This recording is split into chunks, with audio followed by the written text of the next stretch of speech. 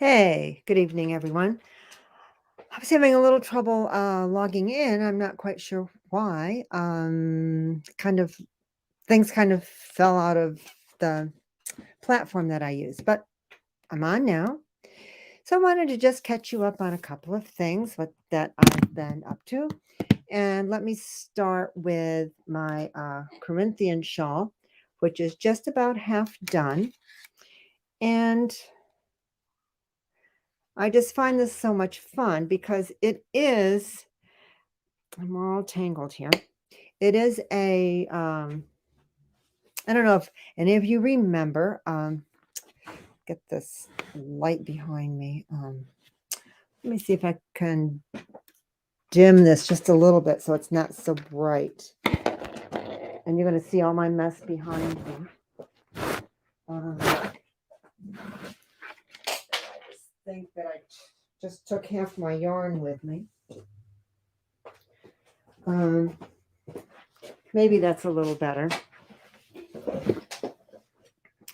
Anyone remembers shadow knitting or illusion knitting? And this is just what this is.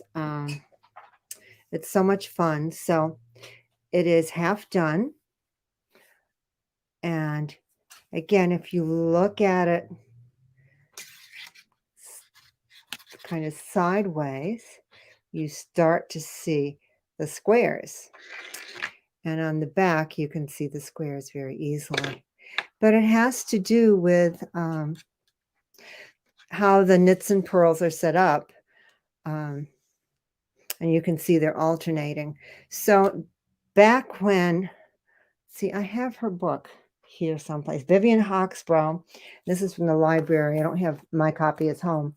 And the Ramapo Public Library System has a lot of knitting and crocheting books, so which is wonderful. Whether you want to add to your library at home or not, you can certainly look through a book to see if you really like it. Anyway, this is an older book, but it was kind of the book that I knew about shadow knitting. And yeah, this is from 2004. And shadow knitting, if you look up on Ravelry, you'll probably find some patterns. But I can remember people used to write a message on their scarves or hearts or some kind of picture. And, you wouldn't necessarily see it until you change the angle. It was kind of fun. Anyway, I love the effect on this. And it's also really nice to wear something that's geometric like this. And as you move, you get a different effect. So it's really kind of fun. So again, I'm about half done. So it is 39 inches long. So it's going to be a nice wrap. And I'm using the felted tweed colors, so it has a little bit of variation in it, and I like the effect. But you can also do this pattern in plain colors too. It doesn't have to be the graded colors. So that's one thing, and that's kind of a long knit, but it's a good TV knit. And right now I'm kind of really not too into anything really where I have to think too hard. Also on my needles is a sweater, and let me see if I can screen share again.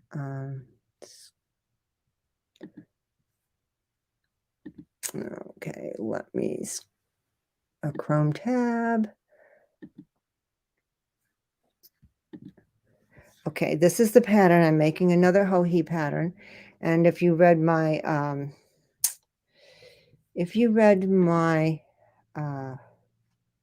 newsletter at all, I'm just really into right now into very plain classic sweaters.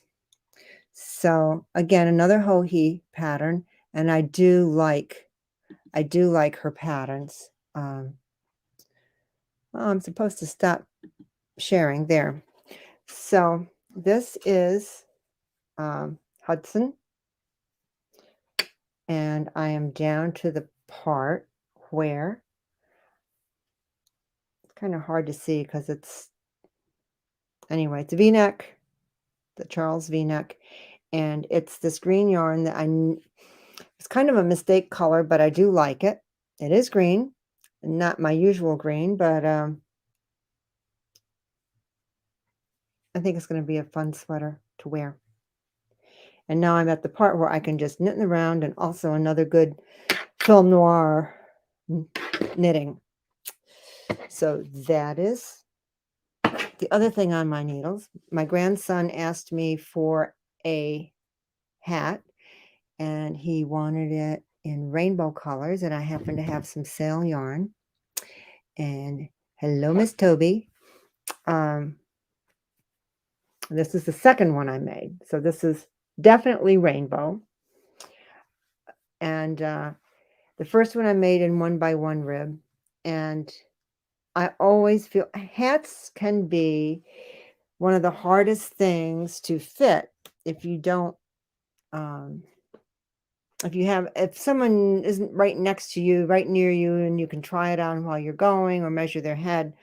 Hats can be very tricky to knit unless you knit them with a lot of ribbing, either ribbed all the way up or a big, a good big chunk around the edge of the hat and ribbing.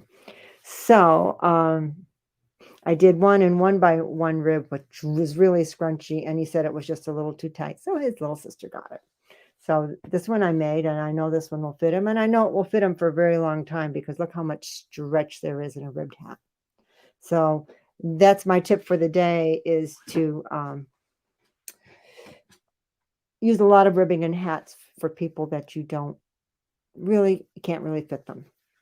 That said, I also did the button trick to tie the pom-pom on so it can easily come off. And I got this week, I was all out of the natural colors of the alpaca pom-poms, and I got a whole bunch of them in this week. So they are here. And the natural colors do not have the snaps on them that the other ones do. So again, you can split the threads, and do the tie it on with a button. Now you just might want to be careful and tie it in some kind of knot that that you can remove or be able to pick it out, just because it's kind of hard to get another piece of thread through this pom-pom. But if it's a hat that you think is going to need to be washed, it's a great way to add a pom-pom to a hat, is to pull it through the top with a needle and then sew it through the buttons like I did on this one. Pom-poms. Boy, for a girl who never liked pom-poms, I'm really getting into them. Now, where did I put my pom-poms to show you? Oh, they're right here. So after Thanksgiving, I'm going to show you what I will be doing with a lot of pom-poms. But right now, I don't know. All of us, I think, have a lot of scrap yarn, odds and ends, small pieces. And I'm thinking, why do I need to spend money on ribbon? I'm trying to this light. I'm sorry. Spending a lot of money on ribbon and wrapping. So when you can be using your yarn. So I started a garland with pom-poms. Lucy Neatby always told me that when you're not looking, yarn parties. And boy, she's not kidding. It always does this. I know my yarn always parties in the bag when I'm not looking. Anyway, so this is a garland I have started. And I'm beginning to love making pom-poms. I love using up a lot of scrap yarn. So I'm not quite sure how long it's going to be, where I'm going to put it, if I'm going to have the grandchildren make some decorations to put in between, but I'm going to make some tassels and it's going to be a lot of fun. And I love, and what I have done, if you do this, we talked about making pom-poms last week, and I will send you to a video, but the pom-poms are tied. The key to making pom-poms so they don't fall apart is using floss, embroidery floss, to tie them. And what I've done with the garland is I'm just crocheting a chain and trying to get the center so that you can see that it's tied. The embroidery floss is going this way around. So, and you can find it. And I have crocheted a chain and then slipped my crochet hook underneath that piece and crocheted a slip stitch through there, so that these are on here very, very securely. And it's not, because it's on that embroidery floss, all of the pressure is on the floss, it's not going to pull any of the yarn out. So the company is called Loom, Loom, and I will share a website, and they have lots of videos. And, you can make a pom-pom on cardboard if you want to, and that's fine. I happen to love the Loom tools, and this is my favorite one. And you can do lots of other little things with these. You can do friendship bracelets and little tiny weavings, and you can make tassels. It's just a lot of fun, and then it just makes it so easy to do these. I will have them in the shop. I only have a couple in the shop, but by the weekend I should have the rest of things if you're interested. I'm not saying that you have to make a pom-pom on one of these, but I just find it makes it lots of fun. Let me share my screen again so that you can see easily. Let's see, where is it? Loom videos. And the company is called Loome, as you can see. And it's theloom.com. And I will have this model and this model. And I do have a couple of these in now. This one and this one, both about the same size, and they do about the same things. For me, with my achy hands, I find this one easy to hold. But they're both fun. So you can take a look at how they tie, and it's really a lot of, I'm finding it a lot of fun. I'm trying to get back. I want to not share anymore. Okay. So just to show you, oh, I didn't bring the skein of yarn. These were fun. These are kind of just little, you can trim them way down to make them really dense, and she calls them orb pom-poms. So these kind of have two little dots on the end of different colors. But these, and this one's not, this is kind of the same thing. This is just one eye, and it's not trimmed as much. You can trim these as much as you want to get the kind of pom-pom you want. Both of these were the same size. I love the way I'm trying. It's always the opposite. These were made out of really, I don't know if you can tell, really bulky yarn, and it'll fluff out. But these make really nice pom-poms. And again, you can trim it way down so that you have a really dense, smaller pom-pom. And again, you'll find that piece of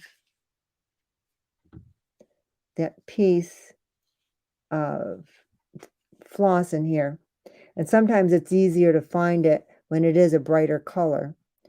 And that's where you put your needle under, or crochet hook, whatever you're doing, to attach so that it's not, again, I mean, I always learned to tie it with a yarn, and I used the same yarn that I tied it with to put my pom-pom on a hat with, and then pieces would be falling out, and I haven't had any pieces falling out with this because all the pressure is on that embroidery floss. And really, to use embroidery floss with all 6 pieces, because you can tie it really tight and it's not going to break. I had some other crochet cotton thread that I thought was pretty heavy, but it breaks when you tie it, and you just want to really be able to tie it really tight. So embroidery floss works the best. I think that's it for pom-poms tonight, but there will be more on pom-poms. And let's see. Anything else? One more thing. I can save this for there's another sweater I'm thinking of making, and I'll show it to you. I was going to show you the yarn I would be making it out of. Again, I'm really into very plain, classic looking sweaters right now. And I think it's just the mood I'm in. I don't want to think too hard. There's too many other things going on in my life, I guess. This is from Espace Tricot, and they're always very generous with sharing their sweaters. But this would be DK, and it's DK, so this would be perfect for my Moodna Heathers, my new yarns. And I think the purple heather, Leslie and I were looking at today, and we both said that at the same time. In this picture, if my boobs were like this, I would be putting in a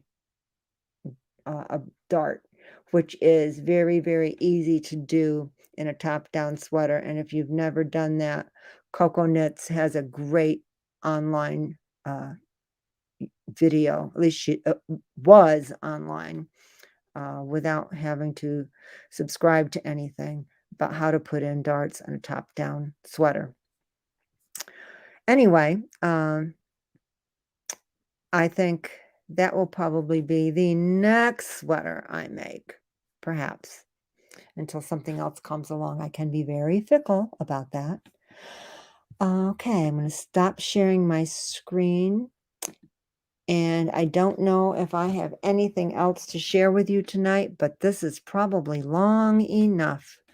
I thank you for listening, and I will be closed next week, Thanksgiving Day. I'll be here Wednesday, but Thursday, Friday, and Saturday I will be closed. So if I don't see you before then, I still have a lot of sale yarn outside, and I did sneak a little bit of Woolfolk Tove outside today.